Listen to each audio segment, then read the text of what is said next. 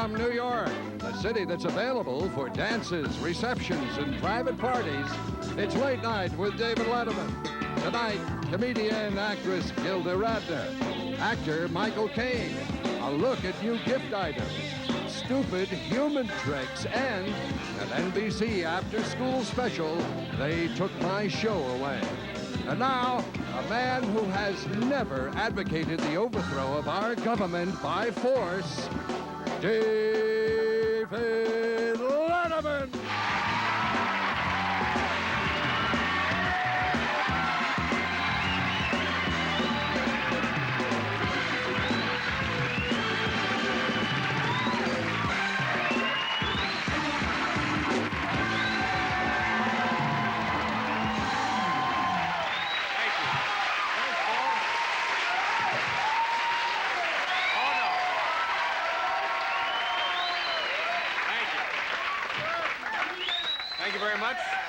Thank you. That's mighty nice of you folks. Welcome to the program. My name is David Letterman. Did you have a nice weekend? I sense that you probably had a...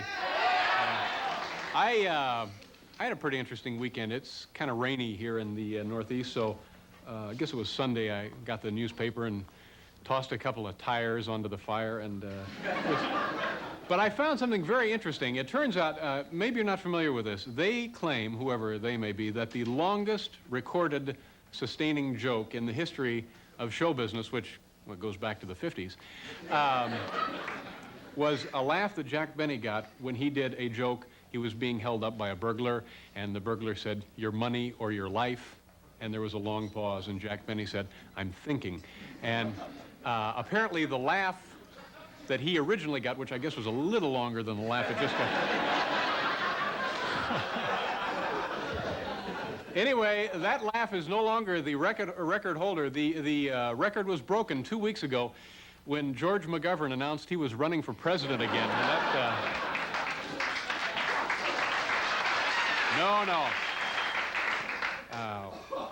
you know, we're not normally on this time of night. It is usually an hour later that you see this television program. We're on tonight because NBC and Johnny Carson asked us if we would be kind enough to do this, and we said, of course, because earlier tonight, Johnny Carson and the folks on his show celebrated their, and this is unbelievable, the 21st year of their television show. Thank you. Thank you very much. Thank you. Thank you. I'll be happy to take credit for that. Thank you very much. It was a grueling couple of decades, but I knew we could do it, and thank you so much. And it's made me a wealthy man and quite a powerful guy, and I couldn't be happier, so thank you. And I know I speak for Ed when I say... so anyway, that's why we're on here tonight, and boy, we got a good show, I think. This is a fine program. Gilda Radner will be here in a few minutes. And one of my all-time favorite actors, Michael Caine, will be out here. I am such a jerk when we... Thank you. Thank you very much. Thank you. Thank you. I've been a jerk for 21 years now, and thank you. I couldn't be happier. You know, when we found out that Michael Caine was going to be a guest on the program, I was asked if I would go see his brand new movie, Educating Rita, and I said, of course, I'd love to see the brand new movie. Well, I went to a different Michael Caine movie. I went to, what's the name of the one I went to, Paul? California Suite. California Suite. Beyond the Limit, that's right. So, anyway, my apologies to Mr. Caine, and gee, I hope he can find it in his heart to show up tonight. Oh, also something really to be excited about, and if you haven't already, wake the kids and phone the neighbors. This is going to be history-making television, our first ever installment of Stupid Human Tricks.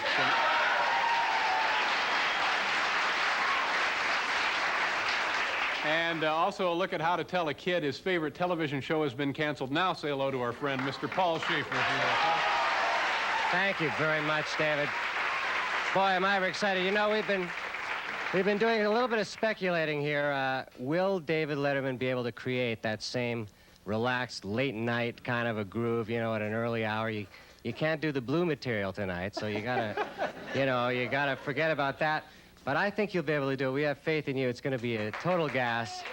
And, you know, 11:30, 12:30, it's It's all the same to me. Thank you very much, Paul. It's Paul Schaefer, ladies and gentlemen. Oh, something, this probably won't screw up the bit. Just a minute here. Bend right over.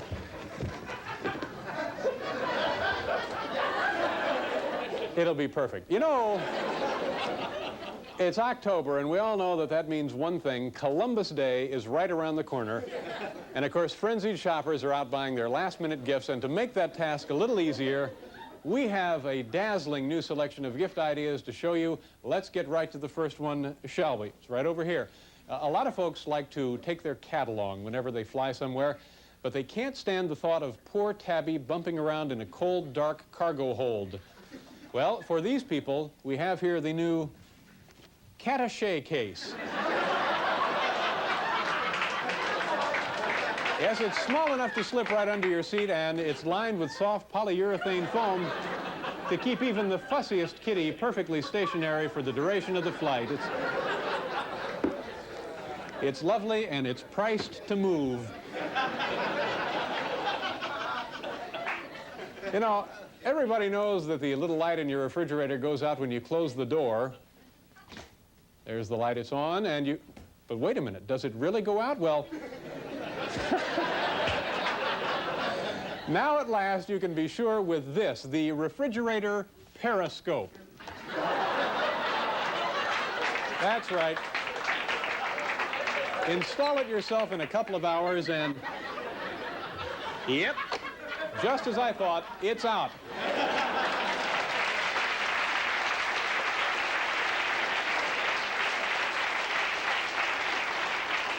And believe you me, it's a small price to pay for a good night's sleep. Well, I think I saw Nazis in there a minute ago. Yep. You know, your spouse's boss is coming home for dinner, and you don't want anything to spoil the evening, least of all, a fatal choking. And take it from me, nothing really puts a damper on an evening like a fatal choking. So, just to be sure, you've set your table with this fine English china in the Heimlich maneuver pattern. Here, let me... There's how that looks, right over there. Now, this, of course, is also available in the emergency tracheotomy design. You know, every party giver at one time or another has faced this problem. What do you do about a guest who passes out drunk on the floor? Well, the problem is everybody keeps tripping over him. Well, now there's an answer. These flashing party horses. These were originally developed for singer Rod Stewart, and these blinking barriers are a festive way to prevent your party from becoming a nightmarish carnival of mayhem.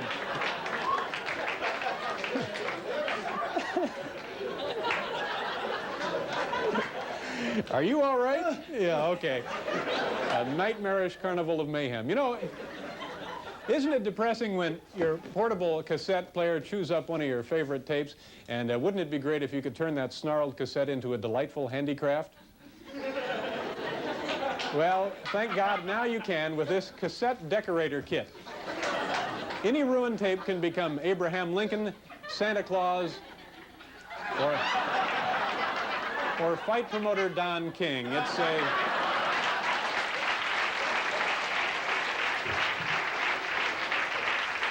Why don't you work on some of those? You know, studies show that when you think you're going to get into a fist fight, almost as important as hitting the other guy is psyching that person out. That's the reason for these Sounds of Fury intimidation gloves. See these little speakers on here? Just slip them on, and the speakers do the rest. May I have one of our late-night stooges in here, please? Are you ready for the beating of your life?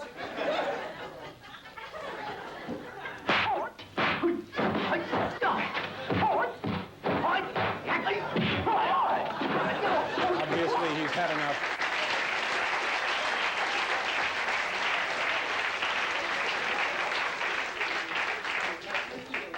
We're doing the best we can.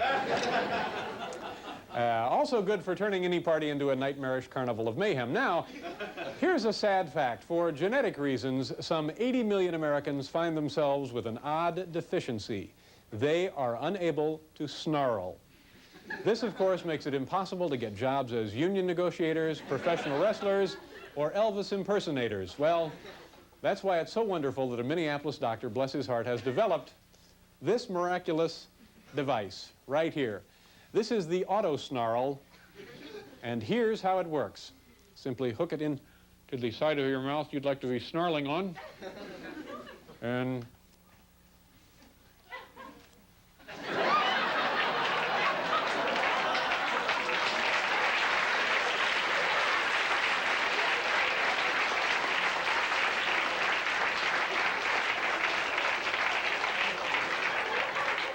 you know, and I really didn't feel stupid doing that. Okay, those are the new gift ideas. We have a keen program for you. Michael Caine will be here, also Gilda Radner. And this segment, which I predict now, is going to be history-making television. For those of you who have seen this show over the last year and a half, you may be familiar with a segment called Stupid Pet Tricks. Yeah. Now, in these segments, people have taught their pets to do stupid, silly little tricks. Now, we have applied the same premise to humans. Not that these people are stupid, you understand, but they have found interesting and unusual things to do by themselves and on television. So this will be our first segment of this. Remember, by the way, this is not a competition. It's only an exhibition. Please, no wagering. Now, our first participant in the premiere episode of Stupid Human Tricks, Mr. Neil Greenstein. Neil. Neil, how are you? Nice to see you, Neil. Where are you from, Neil? Queens. Queens? What do you do for a living? I'm a gourmet chef, and my wife and I have our own restaurant in Queens. Oh, that's very nice for you. And the trick that you will be doing for America tonight is what, Neil? I will be balancing these objects, these balls, with a hairdryer. Levitating balls with a hairdryer. All right, Neil, do we have the hairdryer? Why don't you bring that on in here? Is there anything I can do to assist here, Neil? Just pray for me. Neil asks now for our prayers. Pretty much a standard piece of equipment, isn't it? Standard hairdryer. How did you learn to do this, Neil? One night I was sleeping and I dreamed it, and I woke up that morning, and it's like a religious experience, though. It's pretty much the way it was with laser technology. One night okay, Neil, if you're ready, anything else you need? I think I'm all set. All right, ladies and gentlemen, Neil Greenstein levitating balls with his hairdryer. Whoa!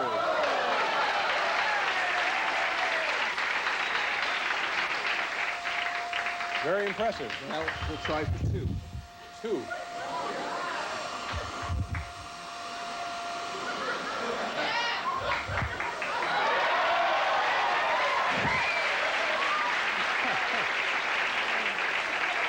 Very impressive, Neil. Very impressive. Thank you. Turn that off. Thank you very much, Neil. Now, we're gonna. He has one more. We have one more. Never before performed on TV. This Oh is a my! All right. Well, let me go towel off, Neil. You. What? Wow. I thought they were shooting at me. I'm going to try and make them switch in midair. All right. So the balls will actually. Well, you pretty much explained it, didn't you? What the hell's the matter with me?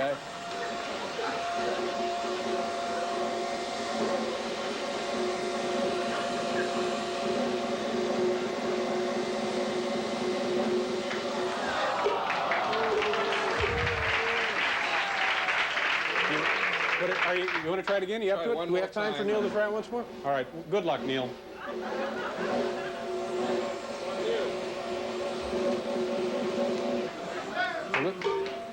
Actually getting less and less spectacular, Neil. I should have quit there with the two.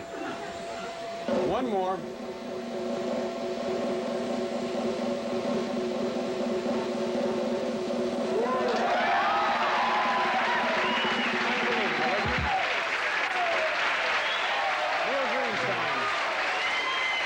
Be a proud man. Thank you very much. Here it is in slow motion, instant replay. Nicely done, Neil. Thank you very much, sir. Neil Greenstein, ladies and gentlemen. Thank you, Neil. Our next participant this evening, Dan Sexton. Dan. How are you, Dan? Nice to see you. Dan, where do you live? Selden, Long Island. And what do you do for a living, Dan? I service hospital equipment. Okay, and, ooh, that sounds like a depressing job, is it? It's pretty neat. You get to see a lot of good operations. All right, right, Dan. That's what I said. It sounded like a job of a lifetime, a dream come true there. What are you going to do for us, Dan? I'm going to put this dime in the shot glass without touching it. Again, I'm about to explain the obvious. Where did you learn how to do this, Dan? I picked it up in a bar about 10 years ago. Okay. Place the dime in the shot glass without touching it. All right. Dan Sexton, ladies and gentlemen. Whoop.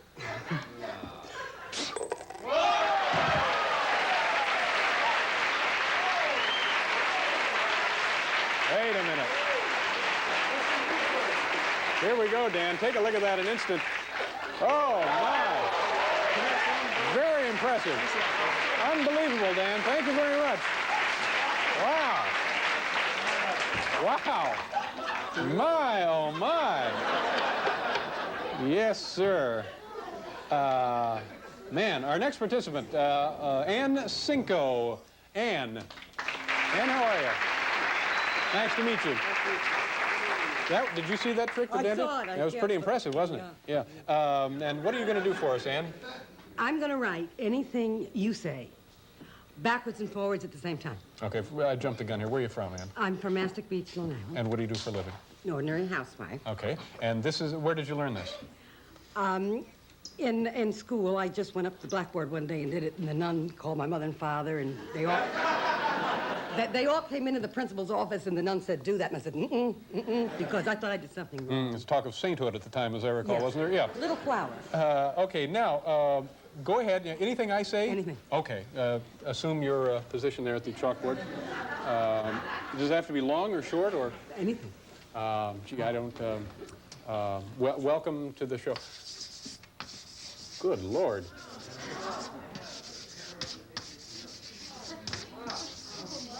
Wow. Whoa. Very nice. There you go, Ann. Well, it's understanding why the people at school would be a little unnerved by this. Yeah. Yeah. It's powerful to witness that. Very impressive, Ann. Thank you very much for being here. Ann Cinco. Okay, how are we doing on time? All righty. Bruce Saltzman, ladies and gentlemen, Mr. Bruce Saltzman. Hi, Bruce. Nice to see you, Bruce. Where are you from? I'm from Long Island. And everyone's from Long Island tonight. What do you do for a living? I'm a small business owner together with my parents. Can I throw a plug? Well, sure. Shutter Shack in Woodmere. Oh, the Shutter Shack, yeah. Sure you're familiar with it. Paul and I get all of our shutters there whenever... Okay, Bruce, you have something which I find difficult to believe. Explain what you're going to do for us. Okay, what I will do, or what I'd like to do or try, is I will take this hanger, I will balance a penny on the end, spin it around, and then with the penny remaining on the hanger, I will stop. All right, Bruce, good luck to you, sir. Wait, hold this. Oh, sure. That's in case I miss. Okay. This is the hard How part. did you decide this could be done? Where were you and how did that happen? I used to work in a laundromat, and I got... There's some beautiful stories behind each and every one of these tricks. Good Lord, I couldn't even do that. You'll have your chance.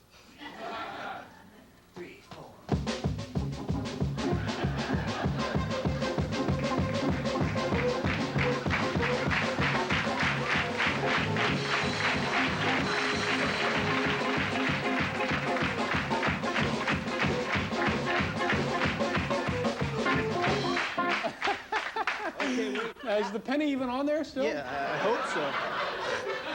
Okay, something Now else? what I intend to do is to stop and the penny will stay on the hanger. Drum roll, please. Oh,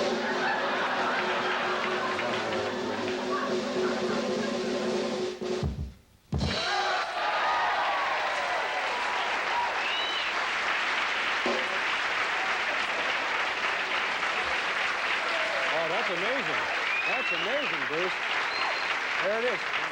I don't think we have time, Bruce. It was very impressive. There you are in slow motion. Unbelievable. Very nice job. Thank you. Bruce Saltzman. Thank you very much, Bruce. Here, let me take your equipment with you. There you go. Well, there you go. That's the first ever. What do you think, Paul? Not too bad, huh? Swinging, baby. Pretty darned impressive. first guest tonight, boy, we're very excited that she is here. She was the very first performer chosen for the cast of Saturday Night Live, and since leaving that show, she has gone on to success on the stage and screen, of course. Her latest project is this book, which she has co-authored with Alan Zweibel, Roseanne Hey, Get Back to Work book. Ladies and gentlemen, it's a pleasure now to welcome Gilda Radner.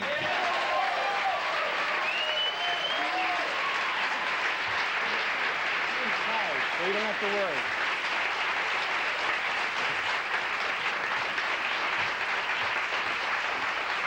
Nice to see you. Well, it's nice to see you, too. Thanks for being here. Now, Thank I saw you earlier, and you were worried that we had actually seen one another before the show. Well, I was worried. I thought we should just see each other for the first time now. I want you to know this is the first time I've ever been on an interview show where the guy was behind the desk. It really is the first time, I swear. Usually, like, you'd be sitting here, 2 seats. Like now, my neck hurts from talking to you. Well, would you be more comfortable in some other configuration? No, this will be fine. I think they're making up their own jokes out there, which is As long as they're laughing, it's okay. yeah. Well, now, but is there some sort? This is not an old kind of superstition, is there, about seeing each other before the show? No, no, actually not, but I thought we shouldn't talk, you know, we might say something we were going to say. Yeah. You know, it wouldn't be, like, fresh. Yeah. Because we'd talk and get sick of each other right in the makeup room. Oh. So apparently you've seen the show before. Now, let's talk about the book. I was reading this book. It seems to me that the preface of this publication is, what, about 101 pages? It is 101 pages long. Yeah. The actual book is 10 or 11 pages. Now, what's the reason for that? Well, the book company hired Roseanne to write a self-help book on dealing with the unemployment problem and having confidence and getting your job back if you lost your job. And she chose instead to tell her whole life story, where she was born, and do a complete autobiographical study of herself. And then the editor keeps coming in and reminding her to get on with the self-help part, but he gets fired eventually. And when she finally gets to the how-to part of the book, there's only enough room to make it 11 or 12 pages, or the book would be more expensive. Well, sure. Well, Right. as long as there's a good reason for that. Right. Now, are there valuable finding job tips to be had in here? Absolutely, all based on confidence and getting a good attitude. There's also little things to do, like connect the dots while you're waiting to get a job. Advice on television shows you could watch to lift your spirits. Sure. Right. Yeah, and many, many other things. Right. So it's a practical book as well as a spiritually enriching project. Absolutely. Oh, good. Right. I was looking through this book, and we have pictures of Hernando, Rosanna Dando, Right. and someone called the Rhyming Bum, Oh, yes, people that Roseanne met during her rise to fame. and David Brinkley. I should explain that David Brinkley is in the book because he was very helpful in getting Roseanne her job at NBC. She was looking for a job at the time and walking along 57th Street, and she saw David. He was covered with mud all over his pants and his suit and gook from the street, and he was, I don't mind saying, swearing like a dock worker out there. And Roseanne, it just so happened Roseanne's family was in the dry cleaning business. So she took Mr. Brinkley down to her father's dry cleaning establishment, the very dry cleaners. And There's a picture in here of that. yeah, there's a picture of the storefront. And so her father, Bert Rosanna Danner, I can't say it anymore, Rosanna Danner Jr., he cleaned David Brinkley's pants, but he couldn't get some of the heavy gook out of it. And Roseanne came up with the idea that when you do the news, you really don't have to wear pants, right? Because no one sees your legs. And Brinkley was so happy he gave her a job at NBC. Well, that's an exciting story. And there's many other stories like that in the book. What did David look like in his? Did she actually get to see him in his? Yes, he wears bikini underwear that says "Home of the Whopper" on them. See, you never know. That's uncharacteristic for the man. You know, there was another friend of yours, or a character that you made quite popular on your show, Emily Latella. That's correct, yeah. Now, there's an interesting story behind the origin of that person, isn't there? Right, well, I was actually raised by a woman who is 90 now and lives in Canada. Her name is Mrs. Gillies, and I call her Dibby, and it was her voice, you know. It's actually her voice and her difficulty with hearing a little bit that made the character get developed. Do a little of the character. Well, Can she you do would that? go, What's all this fuss I keep hearing about David Letterman? you know, something like that. I can still do the voice. Well, good. So, but this was an actual person actually talks this way. That's right. All That's right. right. And she raised me. Did I say she's 90? Yep. She is 90. And Wonderful. when the people were writing the show, would they talk to her? Well, what we do is, like Alan Zweibel, who wrote the book That's with me, right. the Roseanne book, we also wrote a lot of the Emily Latellas together. And we'd call her up to get her voice intonation and to see what she'd have to say about it before we would write the Emily Latella. And other writers who wrote for the character, they'd call her up too. Okay, and that's what we're going to do here. We're going to give her a call and see if she actually sounds like Emily Latella. Okay, make him go. Now remember, she's 90. Okay, well, you're going to talk to her. Now, what part of the world are we calling here, We're Gilda? calling Canada, outside of Hamilton. Okay. Better get the right number. Oh, this makes me terribly nervous. I've been doing this for 21 years. Here, I hope that's Mrs. Gillies. I find it difficult to believe that she sounds just like you. Will you all hear her? Yeah, I think we should, unless... Yeah, we should.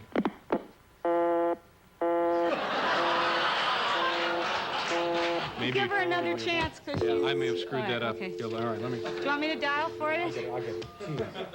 Boy, the heat's Tired really on after now. dialing all Letterman these has years. one more chance.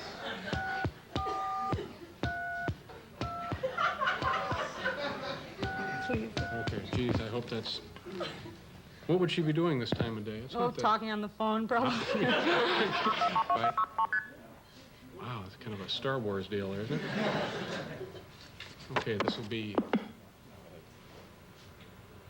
All right. Mrs. Dibby Gillies. Hello. Hello? Deb, it's me. Hello. It's me, Gilda. I can't hear you. It's me. It's me, Gilda. Yeah, but you're still miles away. Well, I am, Deb. I'm in New York. Can you hear me now? Yeah. Okay, it's me, Gilda. How are you, Deb? I'm just fine, sweetheart. Oh, what are you doing now? I'm having my supper. Oh, did we interrupt your dinner? Huh? Did we... Be good when I get done. What did you say? I say I had a piece of chicken that tastes good. Yeah? And what else? Yeah. What else? Oh, no, I've got potatoes and fried ripe tomatoes. Yeah? Yeah, and some green onions. Oh, Deb, I know they all want to hear you say, never mind. Can you say that? Never mind.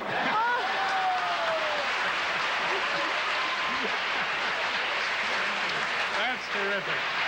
Gilda, thank you very much. Love you, Deb. Good luck with the book. Bye-bye. Gilda Radner, Bye-bye. Mrs. Dibby Gillies. Thank you very much. She sounds terrific, Gilda. Thank you so much. You know, being on at this hour, I don't reach many preteens through our program, so when NBC offered me a chance to star in an after-school special aimed at this age group, I was ecstatic, of course, and well, the program was aired last month and received so much critical acclaim, we decided it was well worth repeating tonight.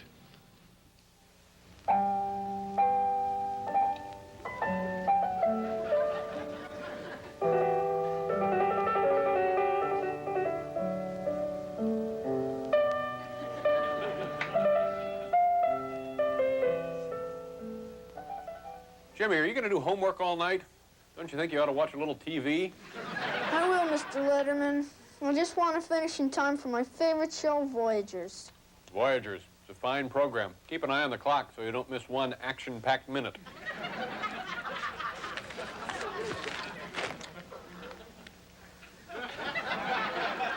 Jimmy, what do you say we go for a little walk, all right? What about my show?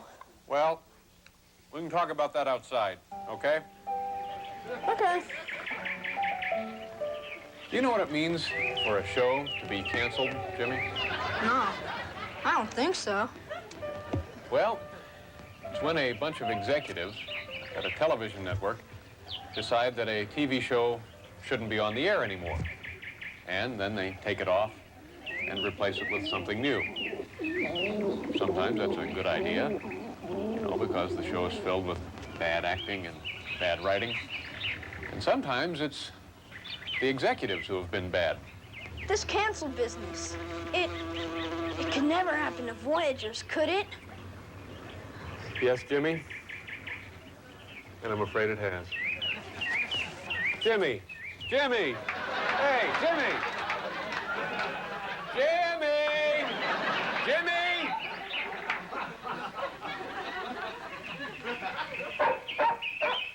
Jimmy! Jimmy! Oh, Jimmy. Jimmy, I've been looking all over for you. Hey, hold on there. Come on, Jimmy. I know how you feel. It hurt at first, but believe me, you're gonna get over it. You don't understand. Nobody does. Jimmy, just because a show is canceled doesn't mean it goes away forever.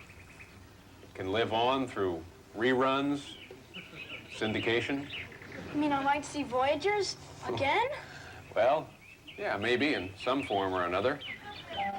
You know, Jimmy, I remember when they canceled $6 Million Man. Boy, I thought my world was gonna end. But then The Fall Guy premiered and my prayers were answered. Sure, it was a different time, slightly different format, but I adjusted. And you know what? I grew a little in the process, too. I know what you're saying, Mr. Letterman. The Voyagers, it was different. It was really special. I don't think I'll ever watch TV again. Jimmy, don't ever say that. Not even as a joke. What should I do? I tell you what, I'll show you the NBC fall schedule. Come on. And I have a feeling we're gonna find a new show for you that just may turn out to be as good as Voyagers. It's gonna be a lot of fun. And here's a show called Manimal. This one's about a crime fighter who can turn into a snake and a bird. This one is about a chimp who lives in Washington. You know that'll be good. Jimmy, I don't think we have anything to worry about. And to think I was sad they canceled Voyagers. This is gonna be the best TV season ever. Maybe it will be, Jimmy. Maybe it will.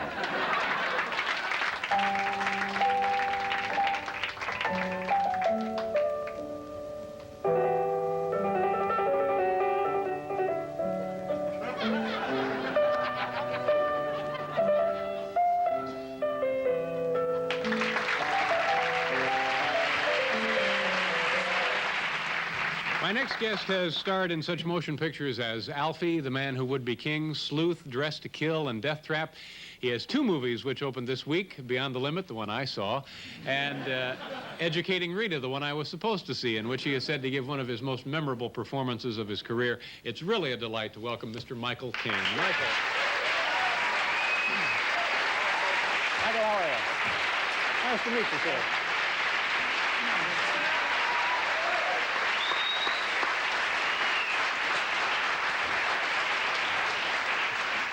You look good. Thank you for being here. Thanks for seeing my movie, because I haven't seen that one. Oh, you haven't seen I haven't seen Beyond the Limit. No, I've seen the other one about 4 times, but I haven't seen Beyond the Limit. Well, I'm going to go see Educating Rita. Yes. Beyond the Limit's good. I'll tell you what, I don't need to see Richard Gere nude anymore. No, I managed to avoid doing any of those scenes with him. But he does it. He just shows up and undresses, doesn't he? Yeah, he doesn't mind. I mean, I would have a nervous breakdown if anyone asked me to undress. I turned down Women in Love because... Remember that film where Oliver Reed and Alan Bates, they'd wrestled together naked in Women in Love. And the guy says, the director, Ken Russell, says, I want you to play either part, it doesn't matter which. He said, but you have to wrestle a guy naked. And I said, I couldn't do that. I said, I can't even be naked in front of a movie crew on my own. Yeah. Let alone start feeling a guy up and around.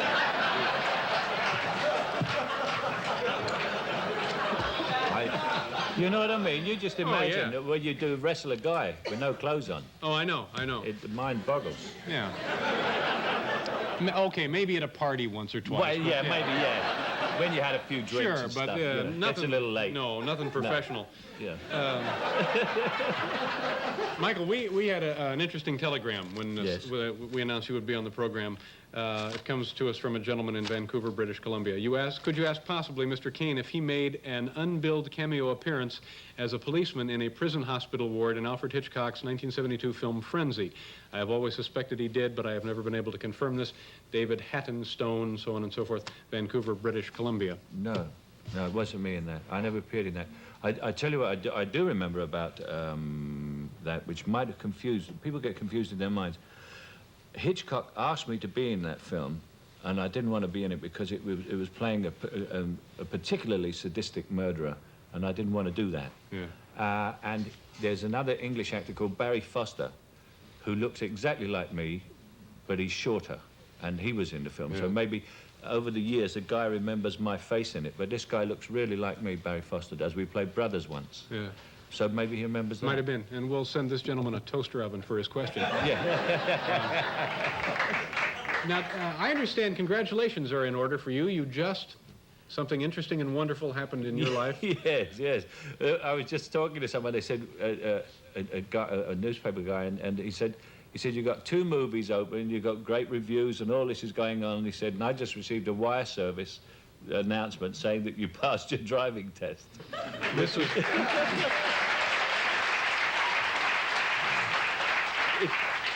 It's very funny because after all those years of passing your driving test, if you take your test and you do driving lessons in Los Angeles, and you go out full of enthusiasm, you're chugging around with this man who's got a wheel and brakes on the side, just in case you don't know what you're doing.